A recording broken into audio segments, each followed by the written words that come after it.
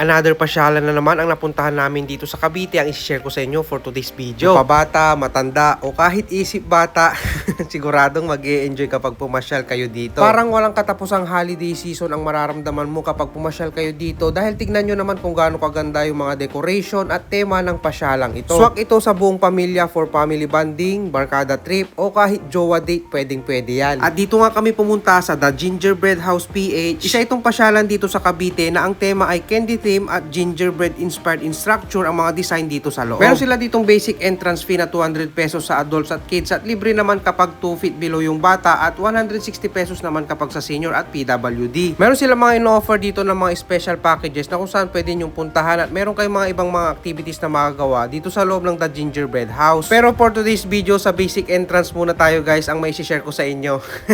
Madami kayong mabibiling mga souvenir items dito tulad na lang nitong mga tasa na naggagandahan sa kulay, mga home decors na pwede ninyong i-display sa inyong bahay, lalong-lalo na kapag gingerbread inspired ang inyong design sa bahay ninyo. May ilang activities na magagawa dito ang ating mga anak sa loob ng The Gingerbread House kahit basic entrance lang yung inabail natin tulad na lang nitong pagmumold ng clay or yung para silang nagbibake. Pwede sila ditong magsiso at maglaro dun sa slide. Meron din ditong indoor games na 80 pesos sa isang bata, 150 naman kapag dalawa for 20 minutes at may enjoy na nilang maglaro dito tulad nitong slide na may bola, meron din silang parang maze at meron silang mga laruan dyan na pwede nilang magamit. Para mapuntahan ninyo itong The Gingerbread House, located ito sa Barangay Palumlum, Alfonso, Cavite. Normally nag-ooperate sila ng 8 AM to 6 PM pero minsan nag-extend sila lalong-lalo na kapag holidays at saka weekends. Meron sila dito ino-offer na free snowfall experience kaso di namin naabutan, sayang.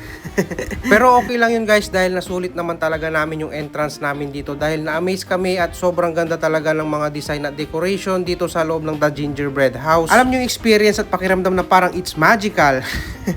Sobrang nag-enjoy din naman yung mga kasama naming bata dahil perfect naman talaga itong pasyalang ito para sa kanila. Wala naman kayong dapat ipag-alala kapag pumasyal kayo dito dahil meron naman sila ditong common CR na malinis na pwede ninyong magamit. At meron ding nagtitinda dito sa loob ng mga drinks at mga pagkain if ever nagutumin kayo. Kaya kung naghahanap kayo ng pasyalan dito sa Cavite for family bonding, lalong-lalo na para sa inyong mga anak, masaya at magical na experience, pasyal na kayo dito guys sa The Gingerbread House. Kung sakaling umabot ka sa part ng video na to, baka pwede mong i-share kung taga saan ka para alam ko kung saan umaabot yung mga video na ina-upload ko. That's it muna for today's video. Tara, Gingerbread House tayo!